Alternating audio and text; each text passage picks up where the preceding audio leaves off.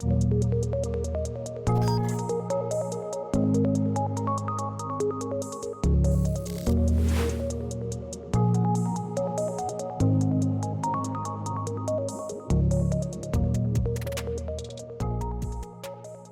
bienvenidos al Parlamento de Canarias. Bueno, en primer lugar quiero agradecerles que nos sigan en un nuevo videopodcast que estamos haciendo en el Parlamento de Canarias dentro de nuestro videopodcast que se llama Parlamento Abierto. Hoy vamos a hablar de los grandes problemas estructurales que tiene Canarias, fundamentalmente en aquello que tiene que ver con la demografía y el envejecimiento. Por lo tanto, este videopodcast lo vamos a llamar Demografía y Envejecimiento, el reto de Canarias del futuro. En Canarias tenemos 2,2 millones de habitantes. En los últimos 3 años hemos tenido un incremento de 64.000 personas con una serie de circunstancias muy específicas, ¿no? Un descenso de la natalidad de manera importante que además va de manera continuada desde la última década. También evidentemente tenemos un envejecimiento de la población, nuestra esperanza de vida es mayor y por qué no también en Canarias tenemos muchas personas que tanto desde África como desde América como desde Europa quieren venir a vivir a Canarias. Pero claro, nosotros en Canarias tenemos un estado de bienestar y queremos mantener un estado de bienestar porque todos los que residimos en Canarias queremos seguir manteniendo nuestro estado, un estado de bienestar y de servicios asistenciales óptimos, como pueden ser educación, como puede ser sanidad, como puede ser infraestructuras viarias y fundamentalmente también vivienda, sanidad, vivienda, todas estas cuestiones que queremos plantear. Este tema, que sé que es complicado, lo vamos a debatir fundamentalmente en 5 bloques, ¿vale? Entonces, a cada uno de ustedes yo quiero, señores, también presentarles a quienes nos van a acompañar, a que son técnicos y expertos. Hemos hecho este mismo video podcast con portavoces de los grupos parlamentarios, que les invito a que lo vean, pero es verdad que ahora hemos querido debatir también sobre estas cuestiones con expertos y también con la sociedad civil de nuestra tierra, de nuestra región. Adal García Puello es consejero delegado de Simproni, entidad dependiente del Cabildo de Tenerife, con una amplia trayectoria en la gestión pública y en el ámbito de la inclusión social y la atención a las personas. Bienvenido. También don David Gustavo Rodríguez, doctor en Educación Física, profesor de la Universidad de Las Palmas de Gran Canaria, especialista en envejecimiento activo y calidad de vida de las personas mayores. Bienvenida. Doña Brunilda Pérez Batista, vecina de Barlovento de La Palma, fue empresaria durante gran parte de su vida y fundamentalmente testigo de la transformación social y económica que ha vivido las Islas Canarias durante la última década. Y por último, bienvenida, Brunilda, y por último también don Iker Salvidea Reguera, que es graduado en Geografía y Ordenación del Territorio, vinculado también mucho al trabajo con la juventud, con la participación social y con experiencias en programas europeos y políticas juveniles. De corazón, muchísimas gracias a todos por acompañarnos y comenzamos con el bloque 1, fundamentalmente, que es Canarias hoy. Canarias está experimentando evidentemente cambios demográficos, como bien planteé al principio del videopodcast, y le preguntaba a usted, don Adal García Puello, desde su experiencia en el ámbito social, cuáles son los principales cambios demográficos que está viviendo Canarias y cómo está impactando en los servicios públicos y en la atención a las personas. Bueno, los principales cambios que están soportando las islas en los últimos años, en las últimas décadas, algunos de ellos son visibles porque los medios de comunicación se hacen eco de ello. La presión demográfica en algunas zonas vinculada a la llegada de personas de otros lugares de origen es un hecho notable. Y muy discutido en el día a día de la actualidad de nuestras islas, pero luego hay hechos que subyacen en la sociedad canaria que también son importantes tenerlos presentes. Un aumento de la población como el que se ha producido y además una presión demográfica en determinado tipo de zonas produce también una presión sobre los recursos existentes. Y los recursos sociales y los recursos asistenciales son unos de ellos. A una mayor población o a un mayor crecimiento de colectivos poblacionales que tienen una alta demanda de estos servicios, pues esto supone un reto para todas las administraciones. Y aquí querría poner el foco en 2 colectivos muy importantes, como es el colectivo de personas mayores de nuestras islas, las personas senior, que evidentemente en una sociedad que va evolucionando, con una esperanza de vida que se alarga y con una calidad de vida, que luego ya entraremos en detalle para poder definirla adecuadamente, que ha cambiado y evolucionado, las necesidades aumentan, y también en la atención a la diversidad. Y ahí pongo el foco en las personas con discapacidad. Estas islas tienen en torno a un 12-15% de la población es una población oficialmente reconocida con una situación, una condición de discapacidad, lo que supone casi 300.000 personas en nuestras islas, con una necesidad específica y una demanda social específica. Muchísimas gracias, don David. ¿Qué tendencia demográfica consideras más relevante desde el punto de vista académico y qué consecuencias pudiera tener para el desarrollo futuro de Canarias? Sin duda alguna, y siguiendo el hilo, está claro que lo primero es el aumento de la migración, tanto la migración que nos viene de Europa, la migración laboral, como la migración que nos viene a través del mar, esa migración de emergencia a la que tenemos que darle una respuesta. Y eso, sin duda alguna, pues, nos hace saturar todos los sistemas, tanto de infraestructuras como sistemas sanitarios, y etcétera. Y por otro lado es el envejecimiento. Sin duda alguna, la sociedad canaria está envejeciendo de una forma muy acelerada. Actualmente tenemos menos nacimientos y la edad media de la población cada vez es mayor, y por lo tanto hay que darle una respuesta también al cambio de la población. Y eso va a llevar en un futuro, además, a medidas que tengamos que tener en cuenta a corto o medio plazo. Y después hay otra cosa que sí me gustaría destacar, y es que, como archipiélago que somos, está habiendo un movimiento muy importante hacia las islas capitalinas o hacia las capitalinas y turísticas. Porque todos somos turistas, estamos basados en el turismo, pero la realidad es que actualmente se está despoblando gran parte de nuestro archipiélago y concentrando los núcleos poblacionales y las demandas, que aumenta aún más esa saturación de infraestructuras y de necesidades sociales. Gracias, don David. Doña Brunilda, ¿qué cambios ha notado usted en su municipio, en La Palma, en Canarias en general, en la isla en estos últimos años, y cómo cree que ha podido cambiar la vida de las personas? Pues bastante. Yo hablo de mi pueblo, un pueblo rural que en los años 60 era un pueblo seco, y por medio del alumbramiento del agua de las galerías, hoy es un vergel, hoy es un pueblo verde. Bueno, diga usted el pueblo para que lo sepa. Barlovento. Barlovento. Yo recuerdo que de la azotea de mi casa veía la Torre del Faro, porque como no había nada, sino hierba seca por ir para allá, y ahora ya me cuesta asomarme para verlo. Y el envejecimiento, ¿ha notado usted un cambio en su municipio? ¿Más personas, más lío o no? ¿O bueno, usted ve que está todo más o menos igual? Yo creo que mi pueblo es un poco privilegiado, porque la gente mayor allí está bien atendida, a mi punto de vista. Tienen un centro de día, van allí a hacer labores y cosas, ahora no me sale el nombre. Eso es muy importante. Y además, pues los servicios sociales y el ayuntamiento se preocupan mucho, tienen excursiones, tienen actividades varias, pues tenemos gimnasia, tenemos cognitiva, tenemos neurolimpiadas, tenemos en verano que le ponen a las personas mayores que quieran apuntarse voluntariamente, nadie es obligado, para bajar a las piscinas a hacer natación. Pues ha mejorado muchísimo todo. Bueno. Para las personas mayores. Sí, no, y para los jóvenes también, porque antes no se podía ir a estudiar y ahora pueden. Sí. Yo puedo hablar de mí. Claro, hable usted, sí. Yo cuando tenía a mis hijos pequeños, prácticamente allí no había abanico ninguno. Yo me desprendí de los 3 mayores, con 14 años, a un internado a La Laguna.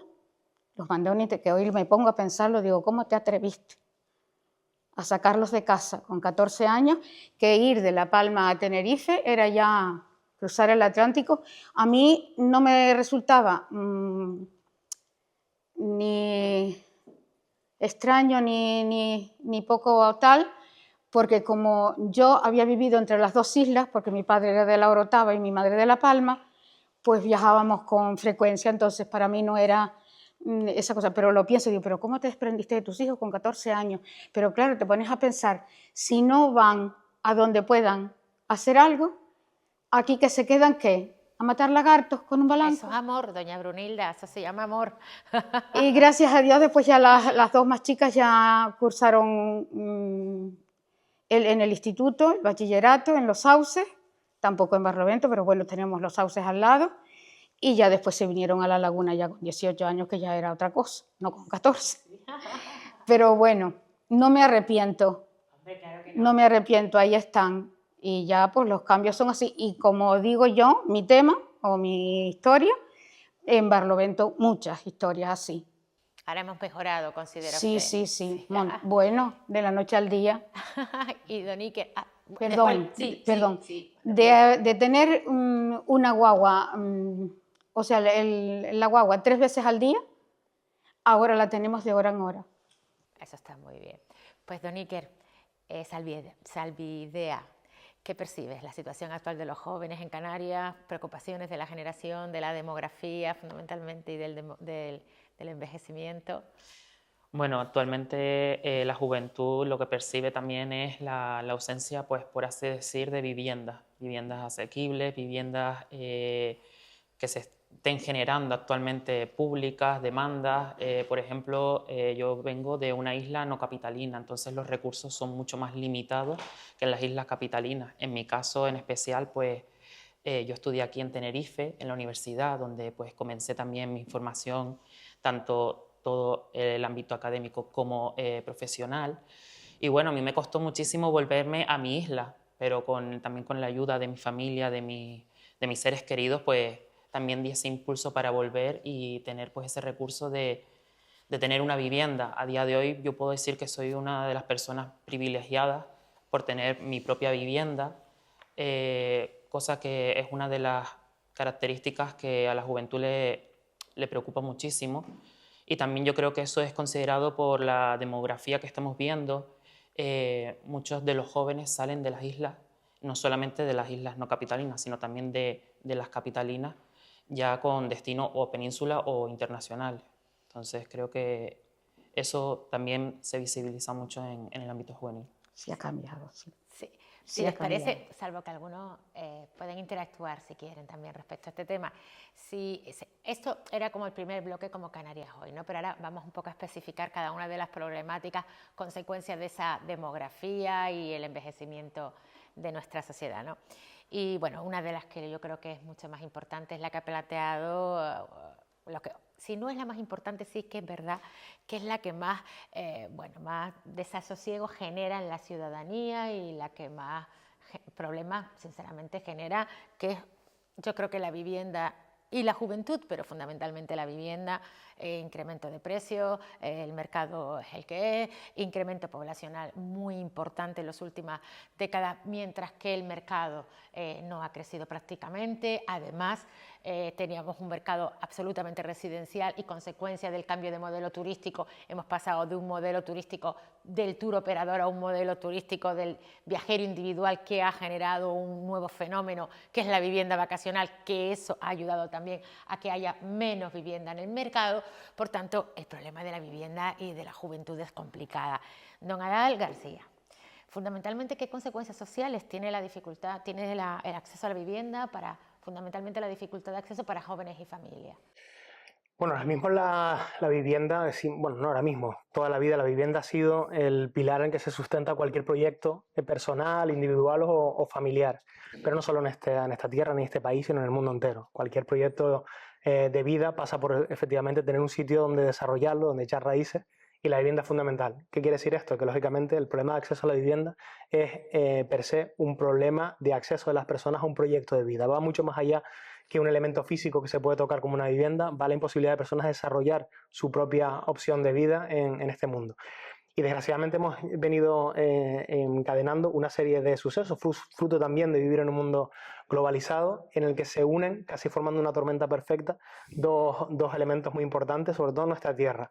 Canarias es un territorio frágil y sensible, y no solo medioambientalmente, sino también geopolíticamente. Nos hemos visto muy afectados por sucesos que han provocado una inflación y una carestía de los recursos básicos desde la época de pandemia, con los problemas logísticos a nivel mundial, la crisis del conflicto en Ucrania, la reciente crisis de los conflictos en Oriente Medio. Hace una sucesión casi en 5 o 6 años de elementos que han hecho, para que nos entendamos, que la vida sea mucho más cara ahora de lo que era quizás hace un lustro atrás.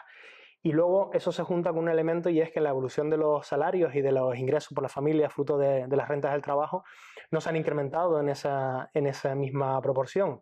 Claro, si esto lo extrapolamos al caso individual de un joven, que es lo que estamos comentando también como uno de los colectivos poblacionales importantes, nos encontramos con jóvenes para los cuales vivir es mucho más caro que hace 5 años y donde el incremento de su capacidad de ingresos está muy alejado de lo que se han incrementado los precios. Ahora mismo es un drama no solo la no existencia de una oferta de viviendas, de una oferta de vivienda capaz de satisfacer esa demanda, sino también, si la hubiera, de la capacidad de los jóvenes de nuestra tierra para acceder a una vivienda y poder costearla. Y desgraciadamente estamos hoy sentados aquí en una semana en la que hace 2 días el Banco Central Europeo, desde hace casi aproximadamente 10 años, no subía los tipos de interés y ahora una subida muy notable. Pues el futuro a corto plazo se antoja poco halagüeño y requiere de un compromiso social por parte de todos los agentes muy importantes para poder luchar contra ellos. Gracias, don Adal. Don David Rodríguez, emancipación juvenil. Difícil. y ya no respondo como docente, sino incluso como padre de 2 hijos de 23 y 26 años, donde la experiencia me lo dice bien claro. Sin duda alguna, una de las causas más claras es la diferencia o la brecha que hay entre el salario medio que puede optar ahora mismo un joven y los precios de la vivienda. Ya no solo el precio para comprar, que eso ya sería, vamos, imposible, sino precios de alquiler. Y ahí es donde tenemos uno de los grandes problemas y hay que ponerlo encima de la mesa, y es que la vivienda vacacional ha hecho que suba demasiado ese alquiler. Además, hay zonas que tenemos excesivamente tensionadas. Hablo, por ejemplo, de Guanarteme en las Palmas de Gran Canaria, que es como lo que más se ve, toda la zona de las canteras. Sabemos que hay más en las islas, pero bueno, que es una zona donde se ve muchísimo, era una zona naturalmente de gente joven y ahora es de nómada digital joven. Que sí, ya hablaremos después, porque más o menos seguro que entrará, que son de ayuda para la economía, pero por otro lado, realmente para los jóvenes supone un problema porque no se pueden emancipar. Y después a mí me gustaría plantear otra cosa, y es que en esa emancipación, desde los gobiernos autonómicos y regionales e insulares se pueden hacer distintas ayudas, pero quizás eso siempre está bien, naturalmente, para el joven como iniciativa, pero quizás lo que se debería hacer, y es un lanzamiento que se hace desde aquí, y ahora que tenemos este espacio, Sí, hombre, pues supuesto, es cuando se puede hacer, es quizás regular los alquileres, el precio de los alquileres. Una regulación un poquito mayor o mejor. Naturalmente yo no soy político, pero lo tengo que decir, que creo que en esa regulación es donde quizás podría haber un acceso mejor hacia la vivienda por parte de los jóvenes canarios. Claro, lo que pasa es que hay mucha gente que también plantea que el hecho de ponerle límites a la renta hace que el propietario diga yo por este dinero no arriendo, porque es verdad que, y lo hemos debatido en muchísimas ocasiones, el Estado no puede hacer políticas sociales. Yo soy de Lanzarote, mi abuela era de Guanarteme, vivió en Guanarteme, y yo viví en Guanarteme mucho tiempo en la calle Almansa con mi abuela. Yo soy de Lanzarote y yo tengo 2 hijos. Y mis hijos tienen que estudiar fuera. Pues a mí me sale igual de caro que mi hijo estudie en Sevilla que estudie en Las Palmas de Gran Canaria. Es más, me sale más caro que mi hijo estudie en Las Palmas de Gran Canaria que estudie en Sevilla. Y resulta que yo tengo una vivienda. Y resulta que a mí, como nadie lo ha regulado y hemos estado años pidiendo regulación de la vivienda vacacional, más vivienda, por favor, construyan más vivienda, porque se recuerdan ustedes que cerraron el mercado, nadie daba licencia y además había un fenómeno vacacional que todo el mundo miraba para otro lado y nadie regulaba a pesar de que pedíamos que se regulara. Resulta que yo tengo una vivienda que me he ganado ahí currando. Y a mí me dice alguien, mira Astrid, tú por esta vivienda te dan 3.000 euros al mes si la pones en vacacional y 600 euros al mes, porque como es una zona tensionada, en Lanzarote todo está tensionado y en Canarias todo está tensionado, menos La Gomera, El Hierro y La Palma. Entonces usted solo puede cobrar 600 euros por vivienda. Pues ¿sabe yo lo que yo le voy a decir? Que no, que entonces dejo la vivienda cerrada, porque podría ser que me la destrocen, podría ser que no se vayan, podría ser que haya inquiocupas que después encima por 600 euros no me paguen. Espérese usted resulta que con la nueva ley yo no puedo echar a mi inquiocupa que no me paga. Cuando yo esa misma propiedad que me he currado con el solo puedo cobrar 3.000 euros mensuales y encima no tengo problemas de que se me queden en inquiocupa. Yo no soy Estado, yo no soy ayuntamiento, yo no soy gobierno autonómico, yo no soy gobierno municipal ni cabildo, porque yo tengo que hacer con lo que tanto esfuerzo me ha costado política social si yo tengo que pagarle la carrera a mis hijos. Ese es un debate, por eso yo creo que estos videopodcasts son muy importantes, porque con independencia de cualquier planteamiento político, ni muchísimo menos ni ideológico, porque el Parlamento es la casa de todos y aquí tenemos que estar representados todos los que piensan de manera diferente y con aplausos y con pluralismo político, hay que hacer esa reflexión. Entonces, sí, poner, y hay mucha gente que dice, hay que ponerle techo a los salarios, a las rentas. Ojalá fuera, pues, ojalá animara, pero el propietario va a decir, pues mire, yo, ¿sabe qué le digo? Que si encima la nueva modificación de la ley de enjuiciamiento civil plantea una fase de vulnerabilidad, déjame usted aquí, tardo con la fase de vulnerabilidad si antes tardaba 1 año y medio, porque los juzgados, yo he sido abogada 20 años, si tardábamos 1 año y medio para desalojar a un inquilino que no pagaba, ahora con vulnerabilidad tardamos 3. Déjeme usted, ¿y sabe lo que está pasando? Que con esas reformas hay propietarios en Canarias que tienen más de 100.000 viviendas cerradas. Por tanto, el intervencionismo en vivienda también es un tema que tendría que ser objeto de debate y de debate sereno. Porque a lo mejor este intervencionismo lo que hace es espantar o echar a viviendas de este mercado, o no lo sé, yo desde luego no soy experta, yo soy jurista, no soy experta en estos temas, son ustedes, por eso están aquí, pero es verdad que este es un tema que tendremos que reflexionar con mucha tranquilidad en este sentido. A mí es que me gustaría además, según lo que estabas diciendo, porque uno de los problemas que tenemos, y bendito problema, porque al fin y al cabo es lo que nos identifica, es el territorio. Y entonces, claro, eso de construir más viviendas, pues lo podrán hacer en la península, pero nosotros tenemos un suelo limitado y además tenemos que pensar en la sostenibilidad. ¿No? Y la ley de residencia hasta que se ha planteado, ¿les parece a ustedes? Ahora voy con usted, doña Brunilda, ya no hablo más, me hablan ustedes, no yo, que esta era una reflexión que quería hacer, pero don David, ley de residencia, ¿estarían de acuerdo con la ley de residencia, de limitar el número de personas que puedan residir, como el País Vasco tiene 2.200.000 habitantes, exactamente igual que nosotros, ha mantenido, es verdad que es la única comunidad autónoma que ha mantenido unos ciertos niveles de densidad poblacional. ¿Ustedes consideran, David, que en este caso, perdona, don David, que estaba hablando plantea usted que a lo mejor la ley de residencia sería importante? Yo creo que sí, o sea, pero es una cuestión de necesidad.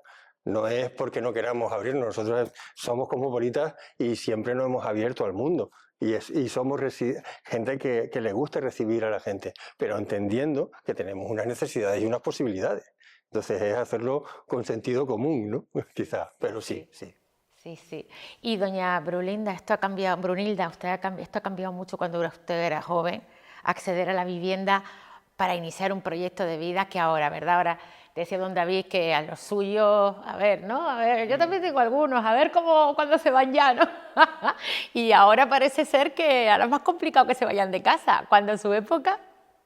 Un poco complicado es. Fue complicado también en su momento, porque, por ejemplo, en mi zona rural no había recursos para avanzar mucho, pero ya después la gente empezó a moverse un poco según iban las tierras produciendo y teniendo dinero, y se fue poblando el pueblo y haciendo casas. Pues, ¿cómo se hacían las casas? Ayudándose los vecinos unos a otros y los fines de semana. Y porque tenían el terrenito que si el padre le daba... Luego, no voy a especificar mucho, sino que con estas leyes que han puesto, que no se puede fabricar si no tiene 1000 metros, está la gente pues ahogada, porque yo pienso que en un sitio donde no tenemos amplitud, por ejemplo, esa ley si viene de la península, en Canarias no sirve. Cada municipio pone su edificabilidad y sus cosas. Porque vas a pedir el permiso, te tardan un montón los papeles, el no sé cuánto, el no sé qué, el arquitecto, el proyecto, el vira para arriba, el vira para abajo. Cuando vienes a ver, no tienes ya dinero. 4 años por lo menos. No tienes ya dinero. Y luego, claro, para mí lo primero es, por ejemplo, en mi pueblo y en algunos de al lado, porque lo vimos cuando el volcán, que gente que el volcán les llevó la casa, se la llevó. y tenían un terrenito con 800 metros y no le dejaron fabricar, fabricando él sin pedir nada a nadie en lo suyo y no le daban el permiso. Eso para mí, a mí me producía dolor. O sea, ¿usted cree que las cosas... Que se deben adaptar. ¿Y usted cree que cuando usted era más joven ha cambiado mucho o esto de acceso a la vivienda sigue siendo igual de difícil ahora que hace algunos años? Bueno, ahora está más difícil por todo lo que el señor contó, porque todo está tan así y todos son papeleos y todo esto y todo lo otro. Y claro, y la gente joven, yo lo digo por mis hijos, para conseguir una vivienda cuesta un montón, aunque ellos ya tienen su vivienda, pero Don Iker, es así. ¿has pensado alguna vez, me marcho en busca de otras oportunidades? ¿Ves que los jóvenes que están a tu alrededor, en tu isla, muchos dicen, nos vamos? Es muy difícil, cuando tú haces muchos proyectos con gente joven y cuáles son la problemática de la vivienda, pero tú cómo lo vives, qué soluciones dan ellos, qué soluciones podrías dar tú para estas cuestiones. A ver, como dices, el problema principal creo que atañe a la vivienda, no obstante también el tema del empleo. Yo creo que en mi estado ahora mismo tengo una estabilidad, por así decirlo, y puedo contar con que tengo mi empleo, tengo mi vivienda, pero muchos de mis amigos, de mi gente cercana, familiares, han tenido que salir fuera, como bien decía, en búsqueda pues, de un mejor empleo, en búsqueda de una mejor calidad de vida. Entonces también a mí me toca mucho este tema por lo que decían los compañeros. Al final también he estudiado una carrera que es relacionada con la organización y la gestión del territorio y eso también a mí me tiene muy implicado en este ámbito por el hecho de que se ve cómo se podría organizar mejor todo el tema del territorio, mejor infraestructura, mejor calidad para los que vivimos aquí en Canarias y creo que esto también tiene que venir de una política base, de una ley base que atañe a toda la ciudadanía civil, así como la política ¿Y tú, Iker, consideras que tiene que haber una ley que limite el número de personas residentes en Canarias? Porque se genera como una contradicción, ¿no? Por un lado hablamos de, que es el siguiente bloque que vamos a hablar, de inmigración y servicios sociales. Estamos hablando de que por favor vengan muchas más personas porque evidentemente como nuestra natalidad está bajando, claro, necesitamos flujos de personas que vengan a Canarias a trabajar para poder cubrir, pero por otro lado estamos diciendo una ley de residencia, entonces es curioso. Por un lado decimos que tienen que venir los migrantes para cubrir esos puestos de trabajo y para que nos ayuden en nuestra economía, pero por otro lado decimos no, mire, aquí no cabemos más, somos islas fragmentadas con territorios delicados, una ley de residencia. Por lo tanto, ¿considera usted que es verdad que hay que poner, imagínese usted una cuestión que tendría que debatirse en Europa por esto de la movilidad geográfica, el convenio de Schengen y todo lo demás, pero ¿considera usted que sería importante que debiéramos plantear una ley de residencia que limitara el número de personas que pudieran vivir en Canarias? A ver, actualmente yo creo que sería favorable pensar en una ley, porque como bien dice Astrid, es un ciclo. Es que es, como siempre se dice, la pescadilla que se muerde la cola, porque tenemos empleo, pero el empleo es precarizado. Tenemos la vivienda, como dice, muchas de las viviendas cerradas. Tenemos el tema de las viviendas turísticas. Es un ciclo vicioso, como diría yo. Absolutamente. Entonces, al final, no podemos, no solamente como joven, personas mayores que también no tienen un domicilio porque no han decidido comprar en su etapa una vivienda, actualmente se enfrentan a un alquiler excesivo, el cual con sus pensiones no pueden hacer cargo. Entonces, al final, yo hablo de la perspectiva juvenil, pero también las personas mayores, las personas vulnerables. Creo que es una demanda que se tiene que estudiar y analizar porque es un ciclo que no compete o sea, que nos compete a todos, pero que al final, no solamente para el ámbito exclusivamente juvenil, sino en todas las áreas y todos los ámbitos. Pasamos ahora, si les parece bien, al bloque de inmigración y servicios públicos. También junto a la vivienda, otras de las grandes problemáticas que vivimos en Canarias o que planteamos es los fenómenos, los movimientos migratorios que hay. Evidentemente ha venido mucha gente de África, también de Latinoamérica, también de Europa para vivir con nosotros, y evidentemente nosotros tenemos que garantizar un estado de bienestar de calidad para todos aquellos que residimos en Canarias, que ahora son 2.200.000 personas. Por tanto, claro, generar tensiones o no. Se tensiona, pues vemos pues, mucho más colapsado o no, eso lo dirán ustedes, las infraestructuras viarias, educación, sanidad y demás, pero también se defiende la necesidad de la migración para continuar con nuestra actividad económica. Don Adal, ¿cómo puede afrontarse la realidad migratoria garantizando fundamentalmente la cohesión social, pero también una adecuada respuesta de los servicios públicos? Pues en mi opinión, con dos conceptos que tienen que estar siempre en las políticas públicas en cualquier estado, que son orden y planificación. Y el orden y la planificación lo que conduce precisamente es a una sociedad que sea capaz de gestionar todas sus realidades sin lesionar los derechos de las personas que viven en la misma. De la misma manera que en el caso de la vivienda, el deber del Estado, yo soy particularmente poco amigo del intervencionismo del Estado, pero es cierto que si el Estado tiene que cumplir una función es la protección de sus ciudadanos ante cualquier tipo de situación, de amenaza o similar. En el caso de la vivienda, creo que desgraciadamente se ha puesto el foco en el pequeño propietario. Ahora comentaré el caso de los colectivos migrantes, pero quiero asociar estas dos ideas. Se ha puesto el foco en los pequeños propietarios, en las familias, en aquellos que, como bien se citaba en el ejemplo de antes, han reunido un pequeño capital a lo largo de su vida a base de esfuerzo y de trabajo para poder dejar un legado, una herencia a sus hijos, como han hecho todas las familias, además en todos los países y en todas las culturas. El deber del Estado ante esas situaciones es proteger a los ciudadanos, sobre todo fundamentalmente las grandes amenazas de los grandes especuladores. Desgraciadamente en este país creo que donde se ha puesto el foco en el discurso político en los últimos años ha sido señalando y a veces criminalizando al pequeño propietario que ha hecho ese esfuerzo. En el caso de las personas migrantes, no sé si la solución está en poner un número determinado. Desconozco cuál es ese número, yo particularmente, pero sí sé y soy consciente como ciudadano de que hace falta orden y planificación. Es obvio y notorio que ahora mismo el tema de la gestión de los flujos de migración es un tema que está encima de la mesa del debate político y del debate público y social en este momento, que para muchas personas es percibido como una amenaza y es percibido como una de las principales amenazas, según algunas encuestas públicas, a la estabilidad pública y a su día a día. ¿Cuál es el deber del Estado en ese sentido? El Estado es, como mínimo, intervenir para dar orden y planificar.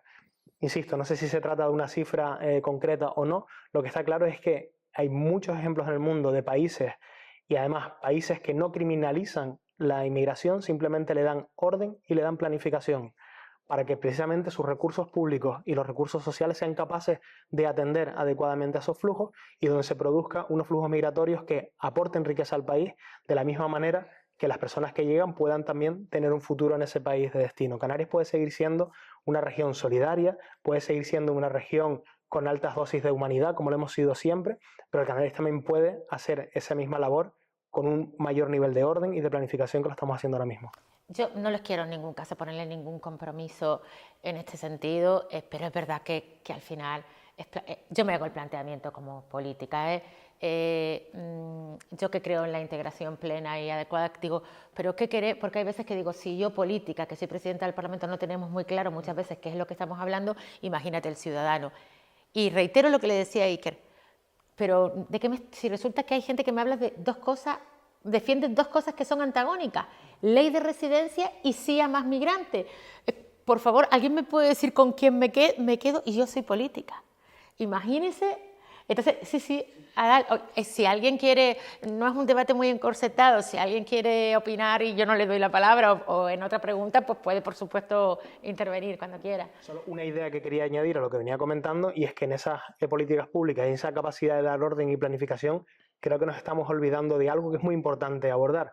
No es lo mismo acoger y recoger que incluir, integrar y convivir. Creo que a las políticas públicas en materia de flujos migrantes falta un debate serio que podemos abordar entre todos en materia de gestión de políticas que conduzcan a la convivencia real con todos los colectivos de personas y los flujos migrantes, a una plena integración y una plena inclusión. Sobre todo, para no caer en los errores cometidos por muchos de nuestros vecinos del entorno europeo, que durante los últimos 30 años han acogido, han visto incrementado su población con enormes flujos migrantes, pero donde ha faltado políticas serias y políticas reales de integración e inclusión, pero sobre todo de convivencia. Si aprendemos de la historia reciente de nuestros vecinos, probablemente seamos capaces de evitar nuestros errores futuros. Bueno, nosotros el viernes pasado entró en vigor el Pacto por el Asilo y las políticas migratorias, que España, evidentemente, Canarias quizás no estamos muy de acuerdo con ese pacto europeo, pero bueno, todo se debate y todo puede ser objeto de seguir hablando respecto a este tema. Don David Rodríguez, la misma cuestión que le planteo, movimientos migratorios, evolución demográfica, fundamentalmente en la administración pública y en la universidad. Siguiendo además, es porque sí, es que por supuesto, el hilo está claro. Hombre, el que usted quiera. Es el mismo, ¿no? Lo que pasa es que voy a matizarlo de otra forma, estando totalmente de acuerdo, ¿eh? Estando totalmente de acuerdo.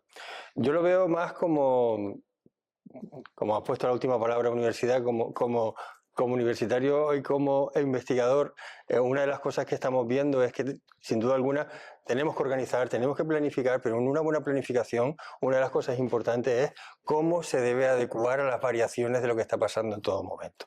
Entonces yo creo que ahí es donde está la clave.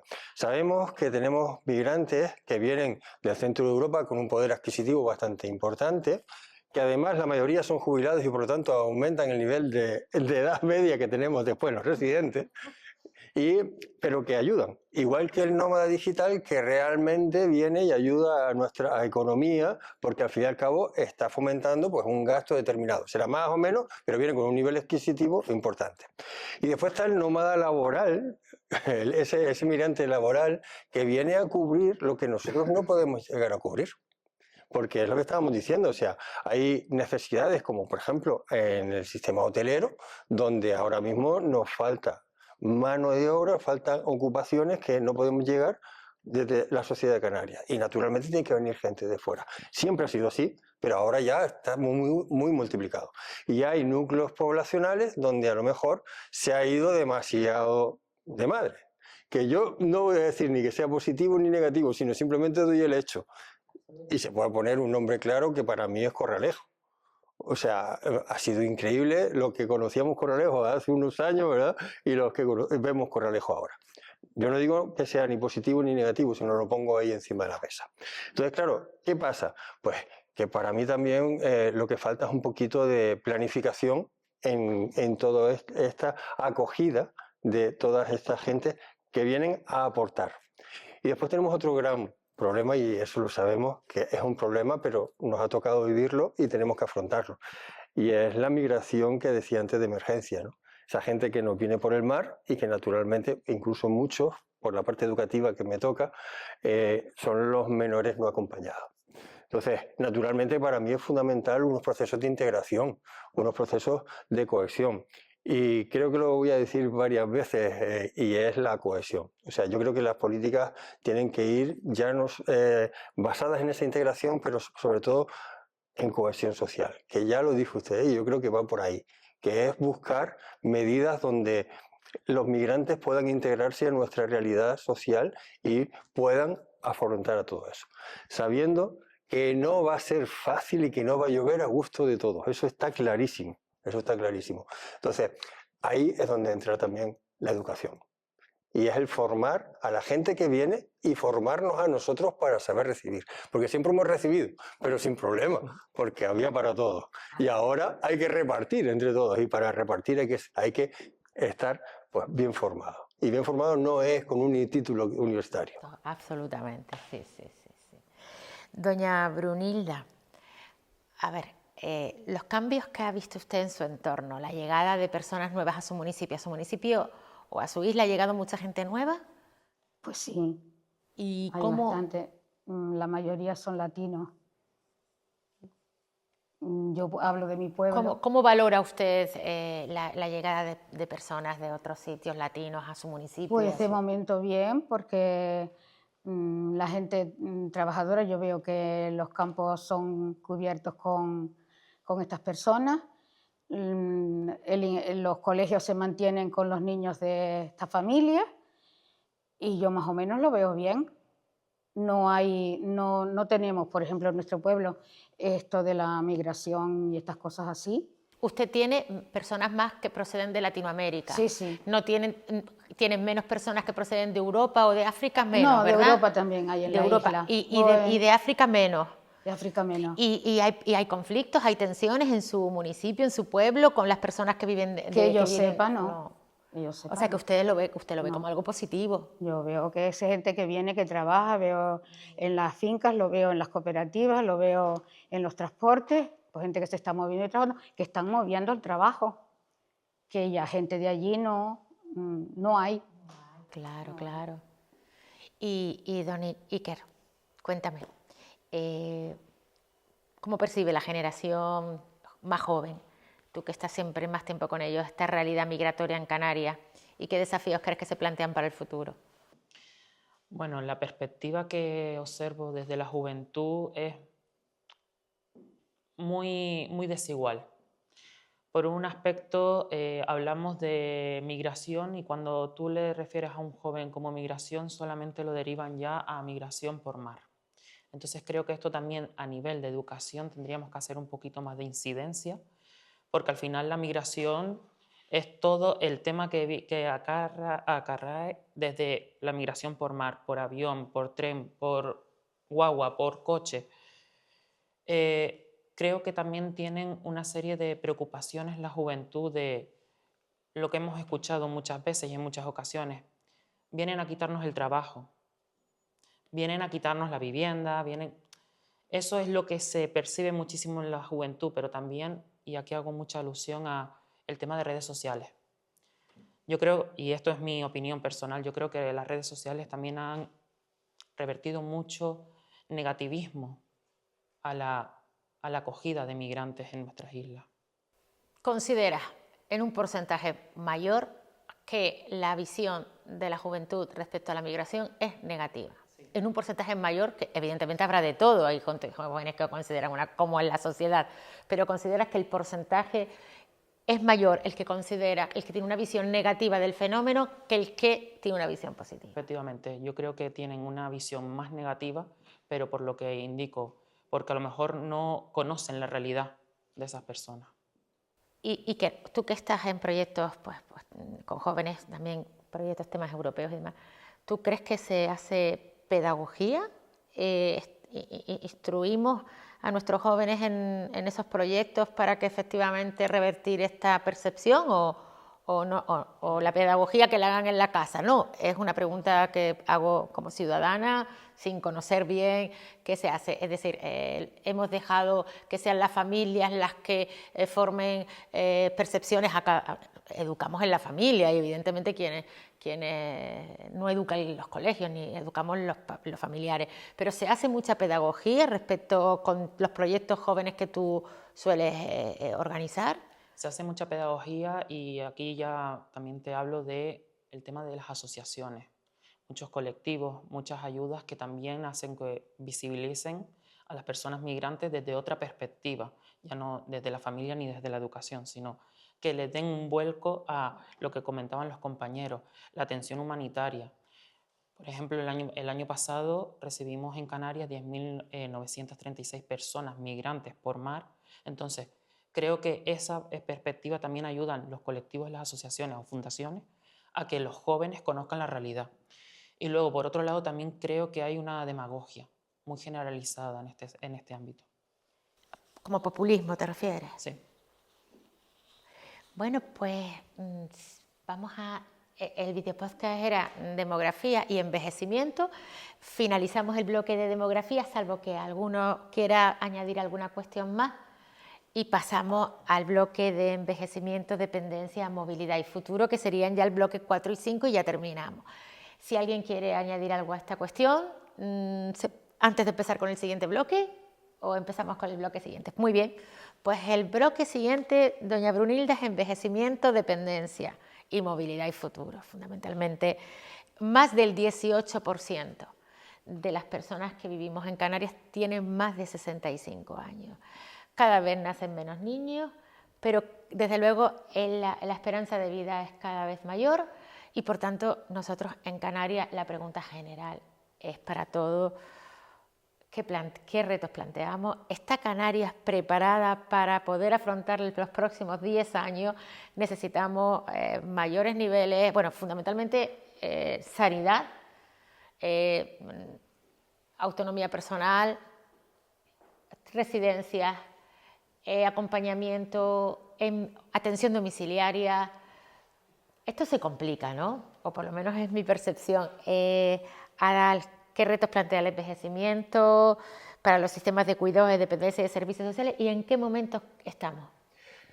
Pues ya lo ha apuntado usted al principio de la pregunta y de la exposición, porque efectivamente hay dos elementos que son, desde nuestro punto de vista, o de mi punto de vista, y este punto de vista también basado en el hecho de que en el Cabildo Insular contamos con un programa importante de atención a las personas mayores, que es el Plan Mislenior, que parte del Plan Insular de Atención Integral a las Personas Mayores, y que fundamentalmente pone el foco en dos realidades que tiene demográficamente la población de personas mayores de nuestras islas.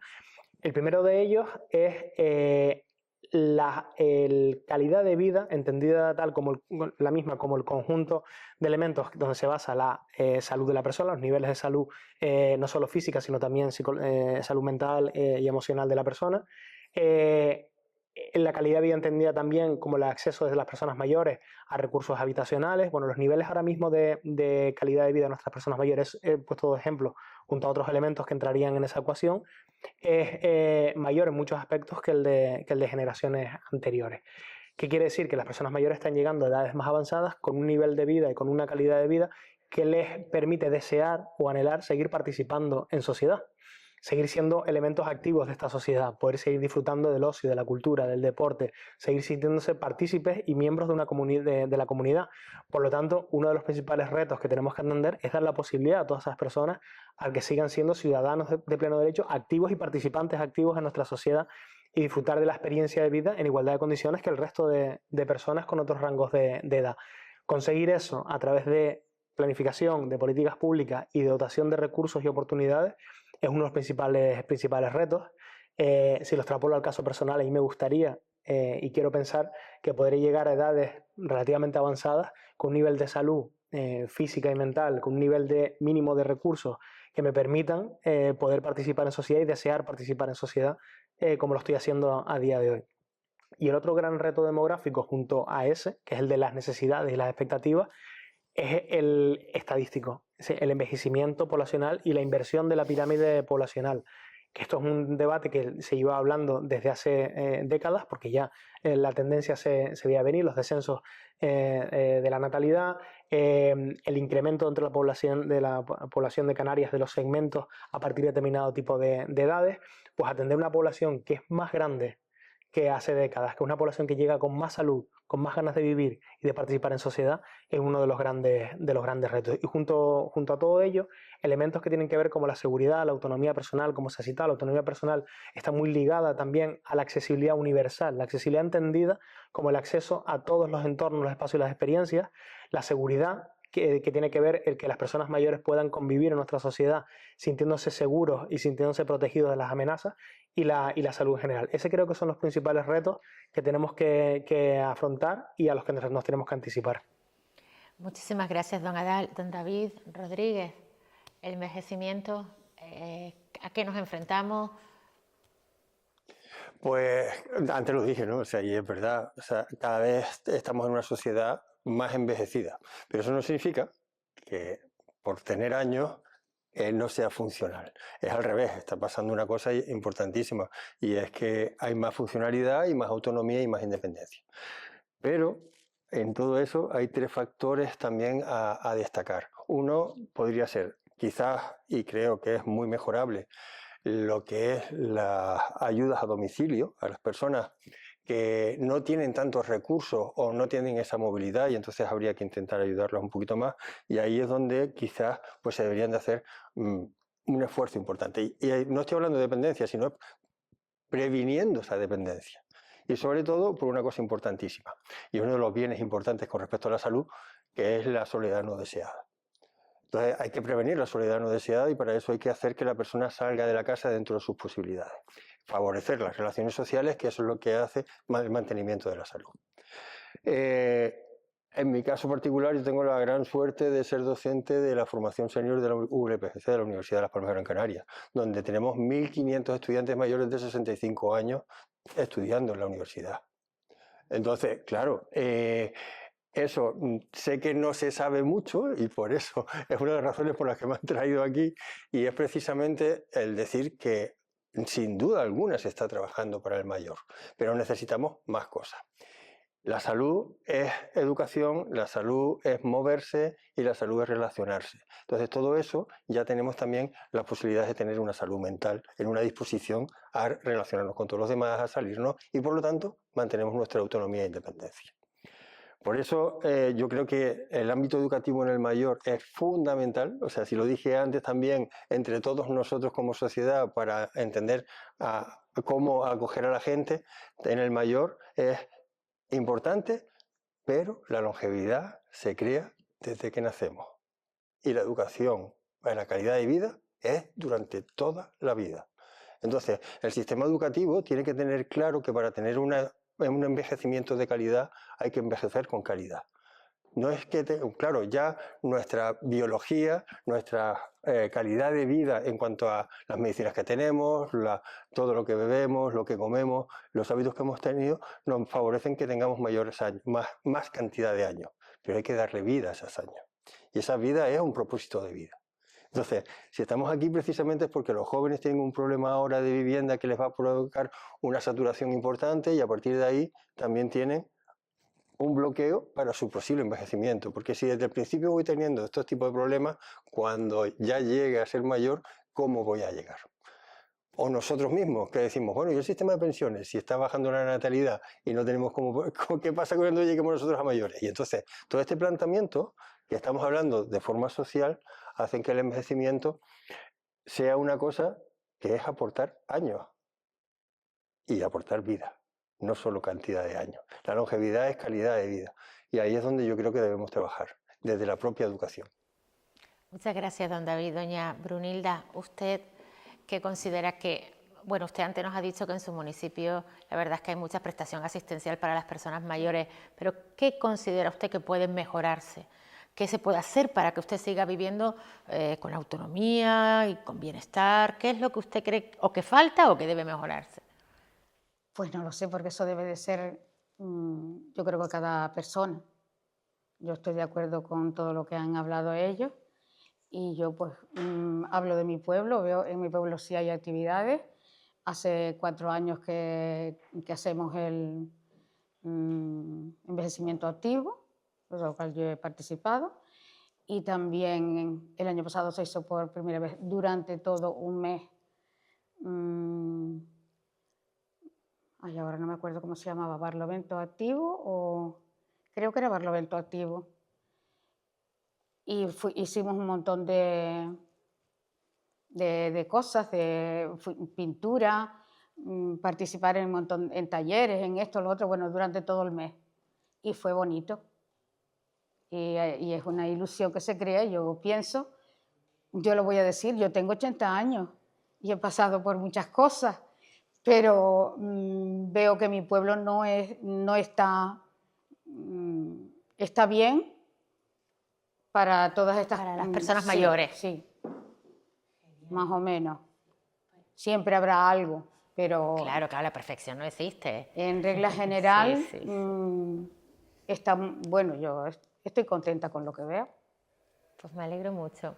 Claro, es que la diferencia, la Canarias, como siempre, como pasa en todos sitios en el mundo, claro, la Canarias es más rural y la Canarias es más urbana. Y evidentemente los conceptos y las cuestiones son tan diferenciadas en una...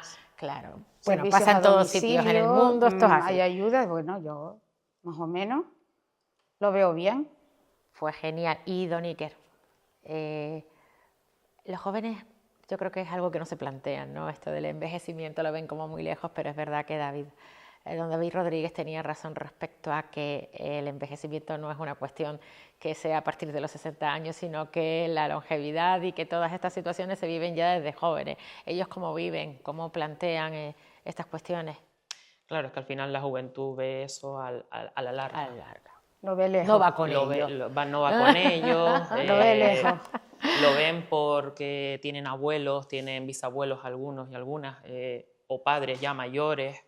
Y claro, lo perciben a la larga y a lo mejor es si me toca. Pero creo que también hay dos aspectos muy notables en cuanto a la juventud, y es el aspecto también las áreas rurales que estábamos hablando. Las personas mayores que viven en áreas rurales también, en mi opinión, no tienen las mismas oportunidades que el resto de mayores, ya sea por la necesidad de transportes adaptados a estas personas para poder movilizarlas y hacerles partícipes también en ámbitos como los que decía nuestra compañera, de actividades que promocionen o promulguen los ayuntamientos, el cabildo. Por ejemplo, en Fuerteventura hablamos de que también se generan las neurolimpiadas, como en el resto de las Islas En Canarias. Gran Canarias participamos con Fuerteventura.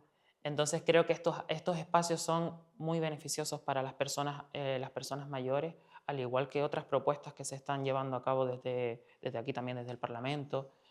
Y creo que la juventud esto lo ve de una forma también muy beneficiada para estas personas. Y en mi aspecto, cabe destacar que también hay en Fuerteventura muchos ámbitos que trabajan los encuentros intergeneracionales, donde jóvenes participan con personas de la tercera edad y hacen encuentros para favorecer y crear vínculos, crear comunidad, crear sinergias.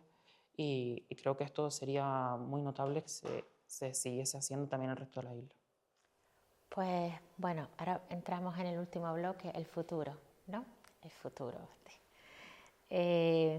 Adal García, vamos a hablar de cómo vamos a plantear el futuro de Canarias, la planificación de Canarias en esta próxima década. Pues una pregunta complicada. Es un reto, pero quizás haciendo un poco el resumen de lo que hemos comentado a lo largo de esta conversación, yo me gustaría poner un ejemplo para responder a esa pregunta. Es un ejemplo local, porque a veces con los ejemplos es como mejor se visualiza. A la hora de hablar del futuro, si cogemos un trozo de nuestra tierra en Tenerife y vemos cómo ha evolucionado durante los últimos 50 años, podemos vislumbrar cuáles son los retos de cara al futuro.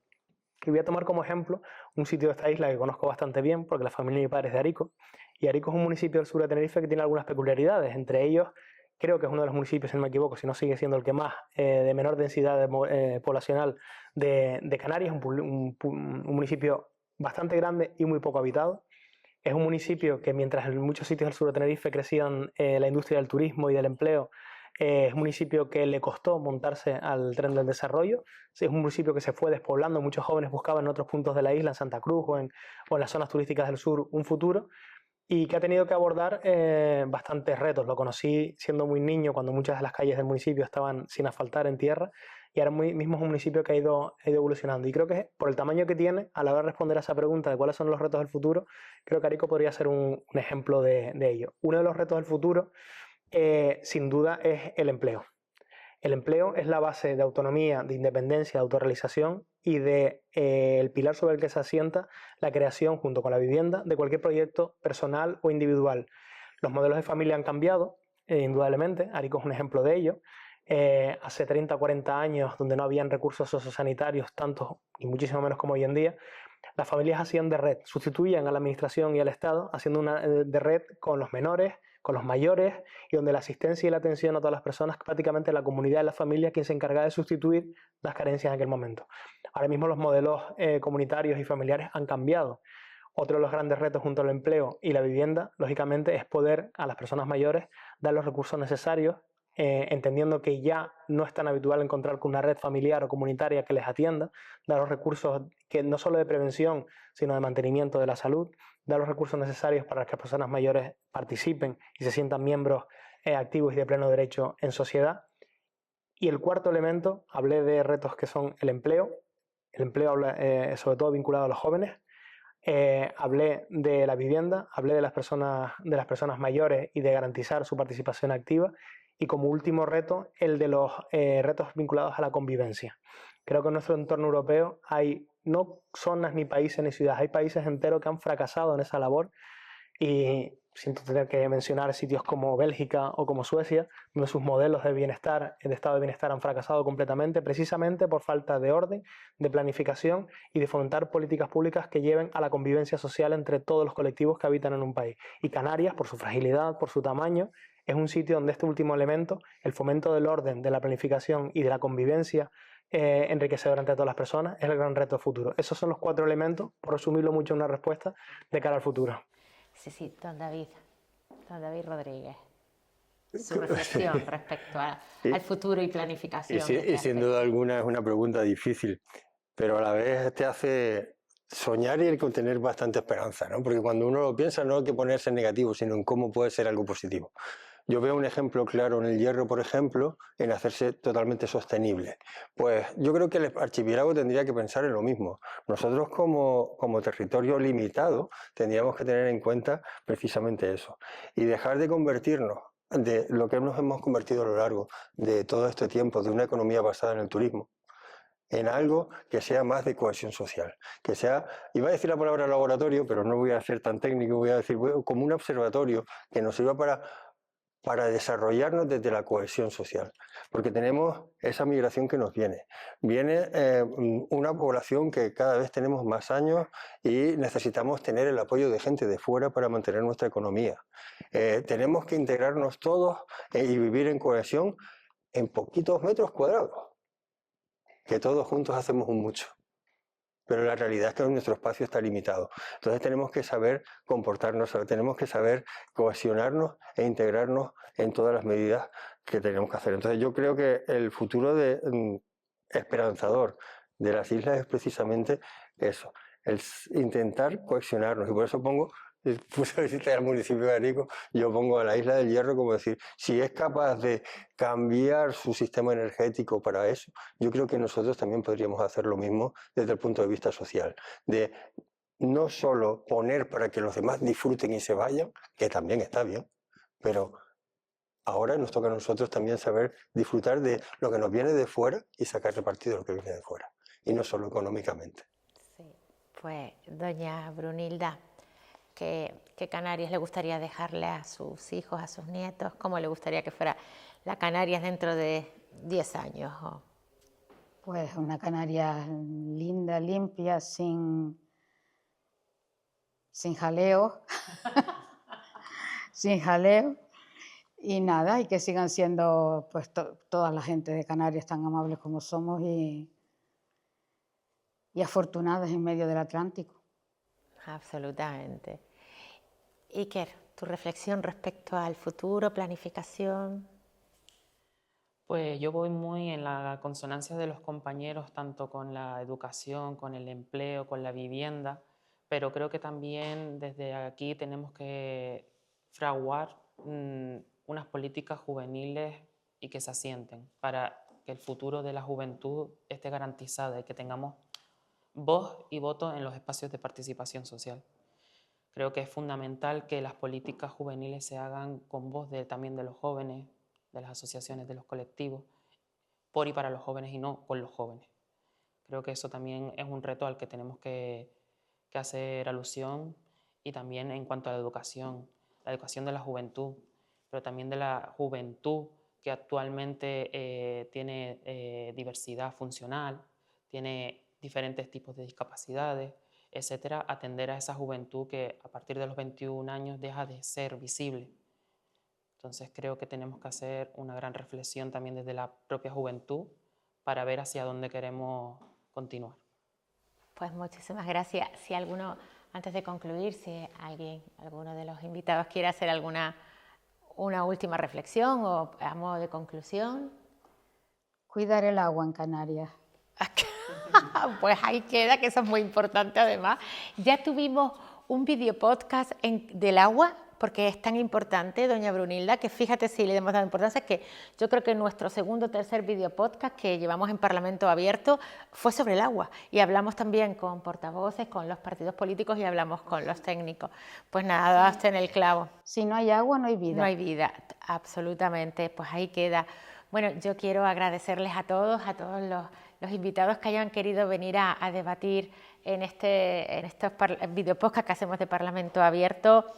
porque para nosotros es muy importante. Yo tengo que agradecerles a todos ustedes que nos siguen. Muchas gracias, espero que el video podcast haya sido de su interés y decirles que mientras yo como presidenta del Parlamento de Canarias desde luego me comprometo, como lo sigo haciendo, en seguir impulsando espacios de reflexión y de diálogo sobre los grandes asuntos que preocupan a nuestra región, que preocupan a nuestro pueblo, a nuestra ciudadanía, y que no solo en este Parlamento hablemos los políticos, sino que también evidentemente tendremos que hablar la sociedad civil, reflexionar la sociedad civil, y nosotros como legisladores que somos aquí donde hacemos las leyes, pues ordenar, planificar y legislar conociendo perfectamente cuáles son nuestros problemas desde el punto de vista técnico y conociendo sobre todo la opinión de aquellos que sí que viven en primera persona pues la problemática que tenemos en Canarias. De verdad ha sido un auténtico placer, muchísimas gracias, y a todos ustedes muchas gracias y les espero en el próximo video podcast.